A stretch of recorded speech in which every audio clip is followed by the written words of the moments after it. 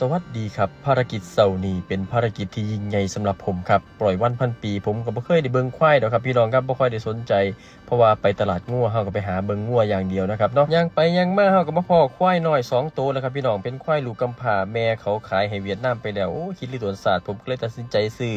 ควายเผือกหน่อยตัวผู้นะครับเนาะเพราะว่าตัวแม่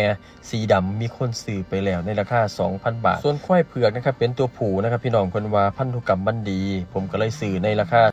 2,900 บาทครับพี่น้องครับจักถือจักแพงเลยครับพี่น้องแต่ว่า